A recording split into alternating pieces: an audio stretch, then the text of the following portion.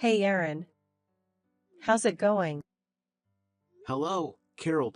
I'm doing just fine. Just been relaxing at home. Why do you ask? I wanted to have a chat. Or more like a request actually. A request? You know the wedding next month, right? I want you to not come. Excuse me? I want you to skip it, Aaron. What? Are you joking? How could I skip my own wedding next month? I'm the groom, aren't I? A groom not attending his own wedding? That's unheard of. This is no joke, Aaron. I'm serious about this. What? You're seriously asking me to skip my own wedding? Me, the groom, my wedding? Yes, I am. I understand this is a lot to ask. Hold on a second.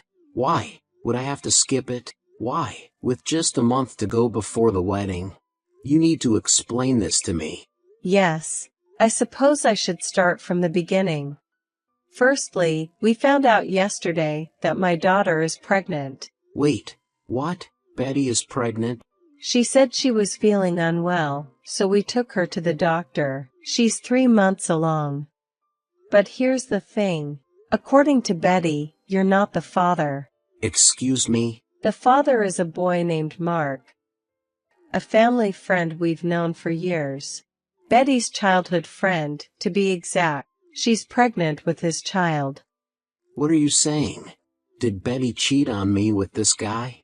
That's a harsh way to put it. They were dating back in middle school. They became distant when his family moved away before high school, but then, Mark moved back here about 6 months ago. It seems they rekindled their old relationship. What do you mean they rekindled their relationship? She's engaged to me. Calm down, Aaron. Here's the thing. After all that, she ended up getting pregnant. Betty wants to have a wedding with Mark. He's her first love, her first boyfriend, and now the father of her child. As her mother, I want to support my daughter's wishes. He's the father of my first grandchild, so of course I want her to have a wedding with Mark. Doesn't the idea of wedding her first love sound romantic? So Aaron, will you please not attend the wedding? I have no idea what you're talking about. So what you're saying is that, because she's pregnant with this guy's child, she's breaking off our engagement and planning to marry him? No, you got it all wrong. I'm saying she'll get married to you, not to someone else. What? Yeah, the wedding ceremony will be with Mark, but we won't break off the engagement. She'll register her marriage with you. Huh, why? Actually, Mark has recently quit his job, and his parents are unstable financially. The ceremony would be great with him, but I'm not so sure about him as a life partner. Wait, I don't understand at all. And there's more to it. Betty said that she wants to raise the child with Mark, both during her pregnancy and after childbirth, so she wants to live with him in the new house. Huh? Wait, do you mean the new house? The one that Betty and I were supposed to move into at the end of this month? Yes, that's the one. She said that she wants to live there with Mark and their child as a family of 3. So, she'd like you to either stay in your current apartment or move to another one if that's not possible. Hold on a second here. So, I'm not only being robbed of my wedding ceremony but also the new house? I'm the one who's paying for both the wedding and the new house, you know. I even took out a loan for it. Don't be so petty about money. Since you're working for a good company and making good money, think of it as a gift for my daughter. Huh, a gift? For the wedding and the baby shower. Anyway, that's the situation. For the sake of my daughter, the baby in her belly, and their father, please give up the wedding and the new house. I'll let you register the marriage. Wait, hold on a second. Do you realize what you're saying? I do. There's nothing complicated about it, right? Of course, you'll be her husband in the eyes of the law, so naturally, you'll pay for my daughter's living expenses. And you'll take care of all the child support for the baby she'll give birth to. You're becoming a son-in-law to our family. So as a husband, support your wife and my grandchild. Are you serious about what you're saying? Are you okay? I'm actually worried now. Are you seriously serious? Am I saying something strange? No, I'm sorry. But can you give me some time to think about it? I want to talk it over with Betty, too. There are a lot of things we need to prepare. Really? There's not much time until the wedding, so make it quick. I heard from your mother. Is it true that you're pregnant? And you're really going to have a wedding ceremony with your childhood friend who's the father? Oh, you heard it from Mom? That's right. The next fun meeting is with Mark. So Aaron doesn't need to come. I can't wait to see Mark in a tuxedo. Betty, don't you think what you're saying is strange? What is? Having a wedding ceremony with your childhood friend while you're engaged to someone else. And saying you'll live with him because he's the father of the baby in your belly.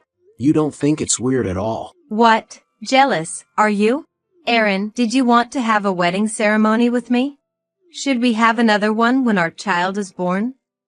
No, it's not about jealousy or anything like that. It's strange to be engaged to someone and then be with another man. That's the point. Aaron, you were that attached to the idea of a wedding ceremony? I always thought men didn't care as much since the bride is the star of the show. But honestly, Mark is more handsome. So he'd look better as the groom in our Instagram pictures, don't you think? That's why I want Mark as the groom. That's not the point. It's strange to be engaged to someone, then get involved with another man, get pregnant, and have him steal both the wedding and the new house. That's what I'm saying.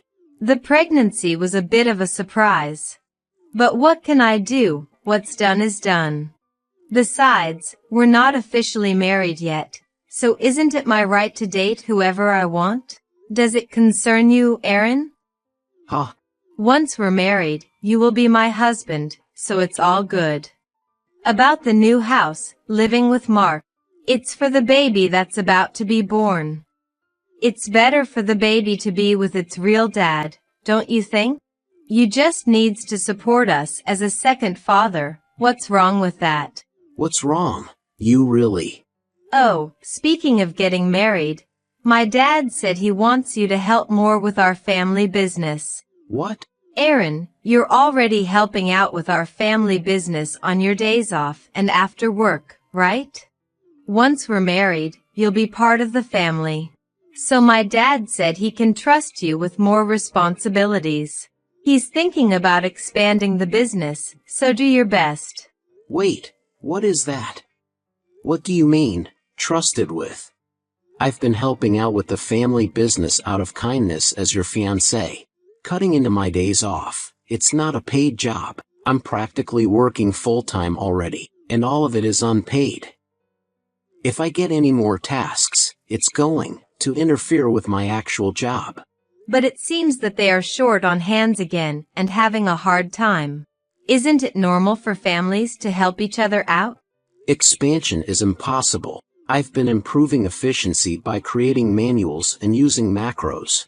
But the current staff number is barely enough. If they're going to leave more work to me, they'll have to pay me properly, or it's not worth it. You want to get paid even though we're family? I didn't know you were so greedy. That's disappointing. What are you talking about? Then, Betty should help out. I can't keep helping out for free. I can't, you know. I don't know anything about my dad's work. And I'm pregnant now? You are a man, so it's normal for him to work hard. I'll do my best with housework and raising the child. So don't be so narrow-minded and do your best, okay? For me, the baby, and Mark. Narrow-minded.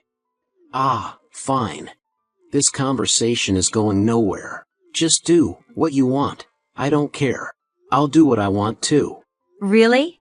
Well, if you're okay with it, then good. Oh, I'll introduce you to Mark next time. No, it's fine. I need to sort things out. So just leave me alone for a week.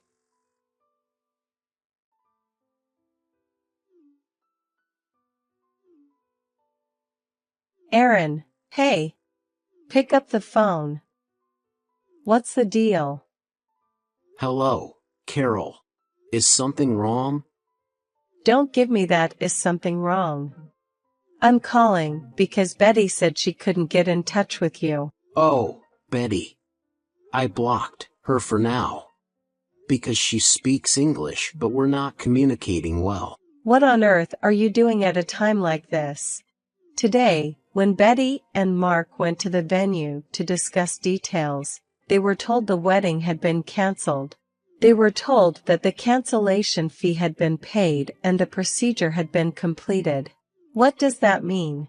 What's going on? Oh, that. I cancelled it. What? You cancelled it? Why would you do such a thing? Because I'm not going. Is there a problem? A problem? Well, it's not my wedding, it's Betty's and some guys, right? I don't feel obligated to pay for someone else's wedding. It's my money, so there's no problem, right? Don't talk like my wedding and my money are all yours. It was also Betty's wedding. But, I paid the entire cost of the ceremony up front, didn't I? The agreement was to calculate the gift money and return half after the ceremony. So at this point, it was entirely my money, wasn't it? Well, that's true, but canceling without any discussion. Betty was looking forward to it so much. This is awful. I was also looking forward to it. Until I was told not to attend.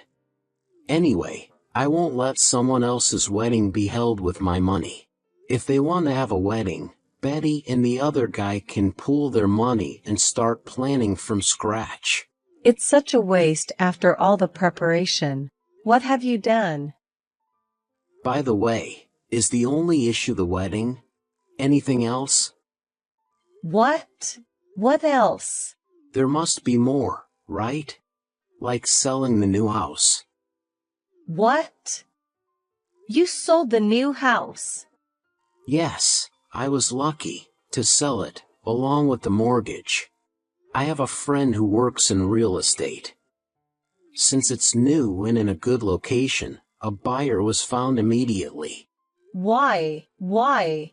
That's the house for Betty and our grandchild. Because I'm not living there.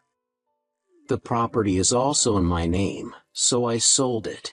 I don't need a house I'm not living in. Don't do whatever you want. What are you thinking? Oh, speaking of doing whatever I want, I'll quit helping out at my father-in-law's company. I'll finish today. And I deleted everything I created. What? The manuals, everything I created for efficiency, both the paper documents and the data have been deleted. From tomorrow, please work hard in the state before I joined. What?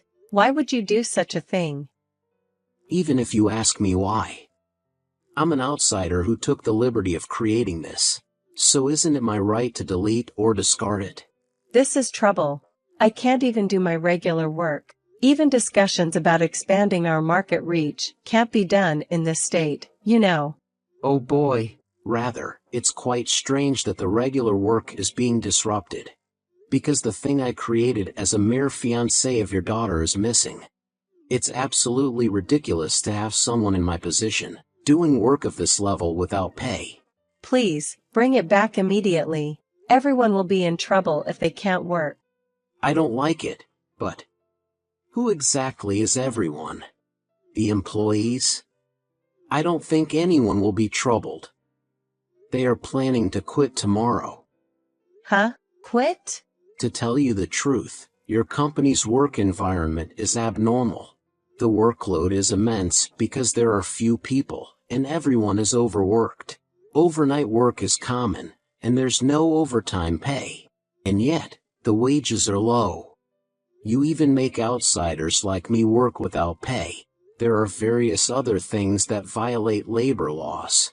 That's why I told the employees how much they could earn in a similar position at other companies. My usual work conditions, salary, and so forth.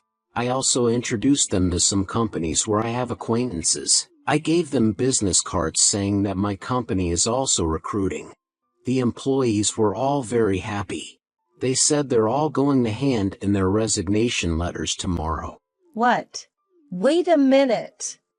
They plan to use up their paid leaves until the date of resignation. No one is going to come anymore. How can any work be done like this? What happens when there are no people? What are you going to do? Well, it's not my decision. Wouldn't it be the Labor Standards Bureau that decides? I've reported everything about this case to the Labor Standards Bureau. Huh. The Labor Standards Bureau. I went to the Labor Standards office. With evidence of illegal long hours and non-payment of overtime. I expect an investigation will be coming soon. What have you done?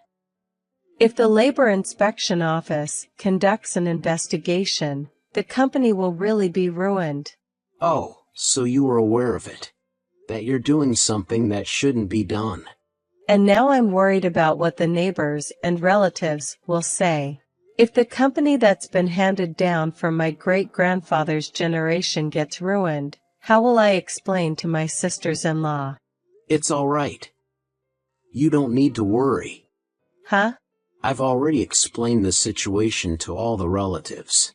Both on my side and yours. What? Since the wedding was canceled, I combined it with my rounds to greet those who were supposed to attend, and I explained the situation in detail. I also distributed printouts of your and Betty's chat messages. Everyone listened very sympathetically. No way. Thanks to my explanation, they understood. They all agreed that the cancellation of my engagement with Betty was inevitable. Huh. Cancellation of engagement. Calling off the marriage altogether. Huh. Isn't that obvious? After all this, there's no way we could marry. It's a blessing in disguise that we haven't legally registered our marriage yet. About the compensation for breaking the engagement. I think you'll be hearing from a lawyer soon. All future communication should be through the lawyer, please. Hold on. Do you think you can get away with this scot-free? There's a baby in Betty's belly, you know. And yet you're doing such things, like trying to bankrupt my company. Are you saying it's okay if me, Betty, and our grandchild end up in ruin? I won't care even if you lose everything. You, and all other unreasonable people like you. What? Despite having a fiancé, she cheated and got her pregnant. She wanted to hold a wedding with her mistress, and live in a new home. And you, who condone this and treat me like a slave, you all deserve to go to hell. I never intended to treat you like a slave. Then what was it if not being treated as a slave? You've taken the wedding and the new home that I paid for. You tell me to provide for living expenses as a husband, even though we're not legally married yet. You demand child support for a child that isn't mine, just because it's your daughter's. You want me to keep working for free, just like I've been doing. How much do you need to belittle me to be satisfied?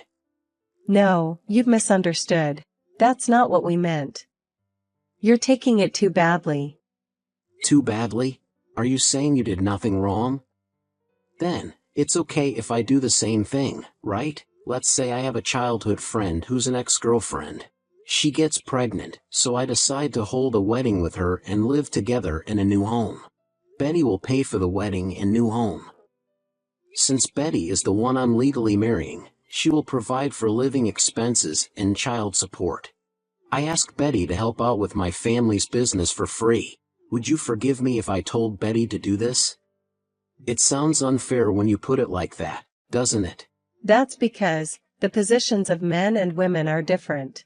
This is getting us nowhere. Well, I think you'll hear from a lawyer soon. Please do not contact me directly in the future. Wait. I'm sorry, let's discuss this. I think there's a misunderstanding on both sides. Please discuss with my lawyer. By the way, I did a little research, and it turns out that Mark, the man she cheated with, is married. And he has 3 children. What? What? Well, that's it. Goodbye. After that, I immediately blocked all contact from Betty's side. I had the lawyer, who was introduced to me by my boss, act as my barrier. A few days later, at the scheduled meeting, Betty and her mother made excuses like I was just depending on you because you were going to be my husband. And her father poured fuel on the fire by saying I reported you to the labor board too, so we're even. Mark just kept bowing to his wife, whom I had called, making my parents extremely angry. The lawyer took them to task, and in the end, I claimed $7,000 in damages from Betty, including the cancellation fee for the wedding. Mark had to pay compensation to both me and his wife, and ended up divorcing his wife. They came crying and begging, but I issued a restraining order and cut ties. Since then, Betty's father's company has gone bankrupt due to investigations by the labor board and lawsuits from former employees claiming unpaid overtime. They tried to ask for help from their relatives, but they were completely shunned. They had to let go of their family home and land, and are now living together in a shabby apartment. They haven't been able to get in touch with Mark since that meeting, and Betty doesn't know what to do with the baby and has been crying all the time. They send letters via the lawyer saying please help, but I ignore them, thinking it serves them right. All I can do is hope they will live honestly without preying on others. I was a bit depressed about my lack of discernment, but thanks to the comfort from my parents, friends, and colleagues, I've been able to bounce back and live as before. I'll do my best to improve myself so I can forget about those awful people and meet someone better.